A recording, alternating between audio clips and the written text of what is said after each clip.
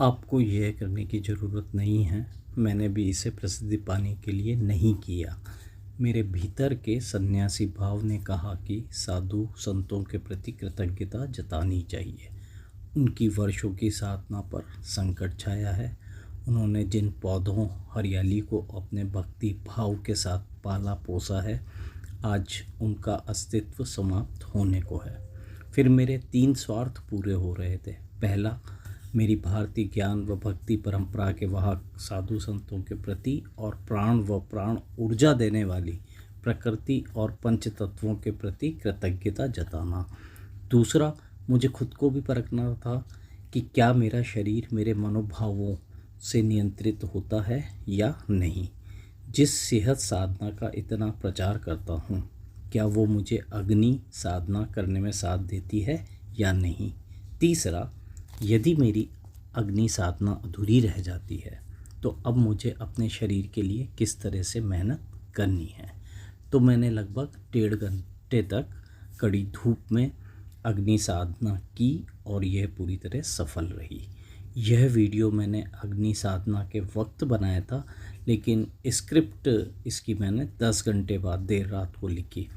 इस दौरान मुझे ये आश्वस्त होना था कि बाद में भी मुझे हेल्थ संबंधी कोई परेशानी होती है या नहीं। तो सब कुछ नॉर्मल रहा। तन मन दोनों न केवल परफेक्ट हैं, बल्कि शरीर में गजब की ऊर्जा आ गई है। वैसे मेरी अग्नि साधना का एक ढकोसला वाला पहलू भी है। आज धूप में 45 से 50 डिग्री वाली तल्खी नहीं थी। हालांकि आम लोगों के लिए मेरी तरह तेज़ धूप में नंगे बदन बैठ पाना शायद संभव न हो, लेकिन मेरे लिए ये बहुत सुखद, आत्मसंतुष्टि और आनंददायक व ऊर्जावान अनुभव रहा। हकीकत में तो मैं चाहता ही इन्हीं साधुओं की तरह साधना में लीन होना हूँ, लेकिन कई बंधन हैं जो अभी रोक रहे हैं। अग्नि साधना के मेरे प्रीव्यू वीडियो भी सोशल मीडिया पर बहुत शानदार चले और मेरे फॉलोअर्स भी बढ़े। इसके लिए आयुर्वेद, भारतीय ज्ञान व सनातन परंपरा के प्रति मेरी कृतज्ञता है। एक साधक की सलाह है, उस साधक के रूप में मैं ही कहना चाहता हूँ कि मुझ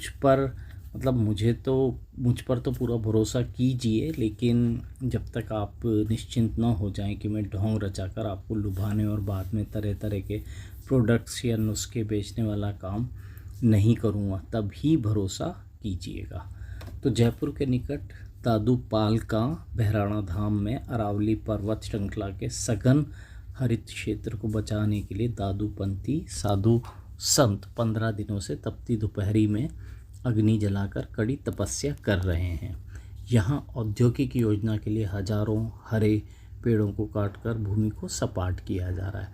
अब यह जिस लेवल का मामला है, उसमें आम नागरिक के रूप में तो मैं बहुत कुछ नहीं कर सकता। तो मैंने तय किया कि मैं अग्नि साधना करूँगा और साधु संतों की ताकत बनने का प्रयास करूँगा। इन दिनों तापमान 40 से 47 डिग्री चल रहा है। ऐसे में अग्नि तपस्या करना वाकई में इन संतों का ही पराक्रम हो सकता है। मेरे मन में यही सवाल था कि मैं इतनी सेहत साधना करता हूँ, तो क्या अग्नि साधना भी कर सकता हूँ या कर पाऊँगा। हालांकि कड़ी धूप में आधा घंटे तक प्राणायाम की मुझे आदत है, लेकिन क्या 1.5 घंटे या इससे अधिक धूप में रहा जा सकता है। क्या मेरा शरीर मेरे इतने नियंत्रण में है कि मेरे कहने पर वह अग्नि साधना पूरी करवा देगा। इस वीडियो में बताऊंगा कि मैंने 1.5 घंटे अग्नि साधना कैसे की और इसके बाद कैसा महसूस किया। वैसे मुझे यह तो पता चल गया कि मैं 1.5 घंटे क्या 4 से 5 घंटे तक अग्नि साधना कर सकता हूँ, लेकिन समस्या यही है कि मैं साधु संत नहीं हूँ तो बोर हो जाऊँगा। कुछ मिनटों बाद मेरे पास टाइम पास करने का कोई तरीका नहीं होगा और अकेले बैठे रहना उबाऊ हो जाएगा। साधु संतों के पास इतनी नॉलेज होती है, इतनी चीज़ें होती हैं, इतने उनके पास ग्रंथ होते हैं कि वो उनको पढ़ सकते हैं, मन में उच्चारण कर सकते हैं, तो उनकी साधना तो अनवरत चलती ही रहती है। आपके लिए मेरी सलाह यही है कि बिना डॉक्टरी परामर्श के ऐसा कोई प्रयास न करें, क्योंकि आपका शरीर इतनी तेज़ धूप झेल नहीं पाया तो भारी नुकसान हो सकता है।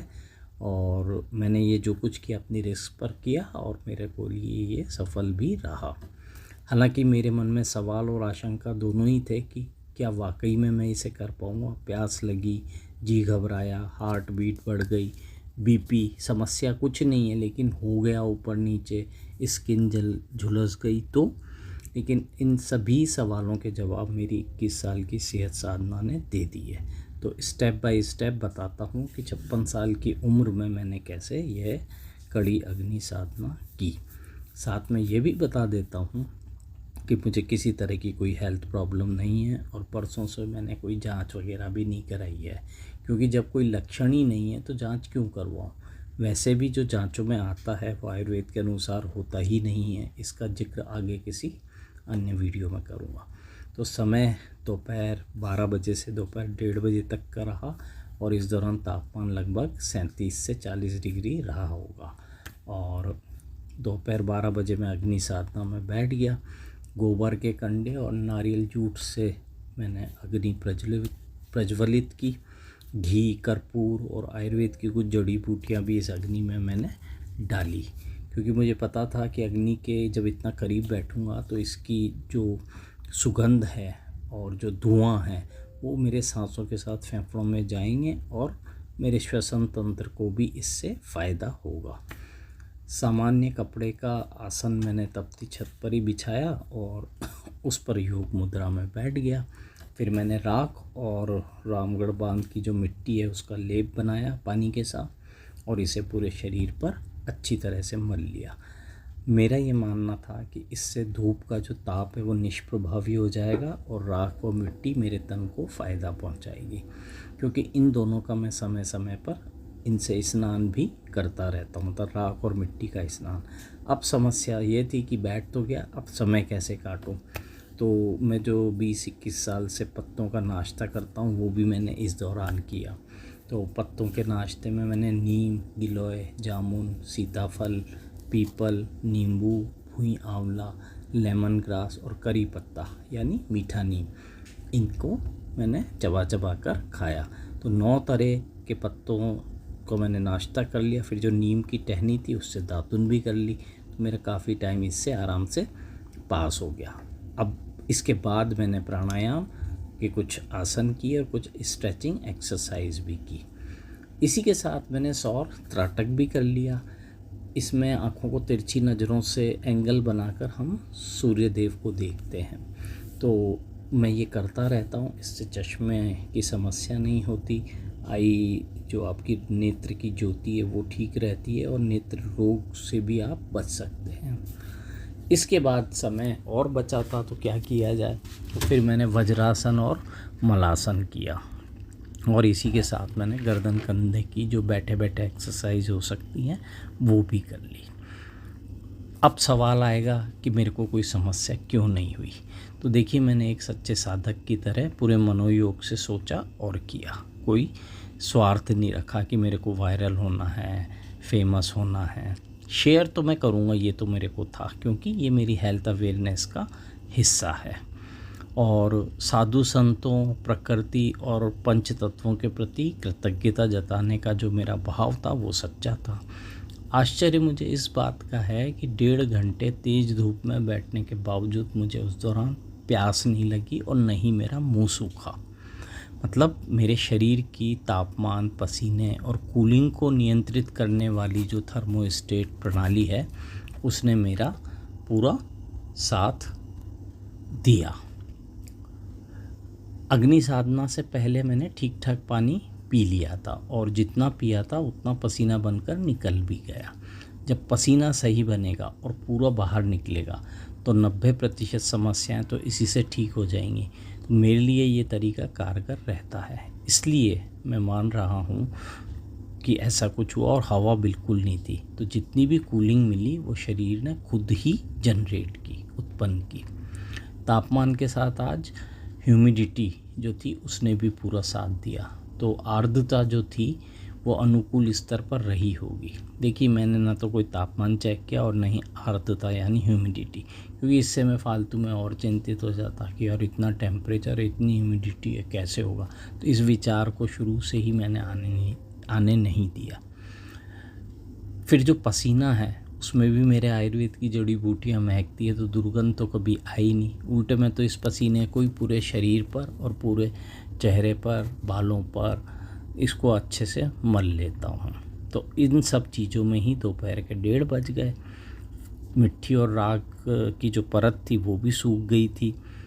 तो मैंने कहा अब ठीक है, अब हो गई अपनी साधना। मेरे को तो ट्रायल ही करनी थी।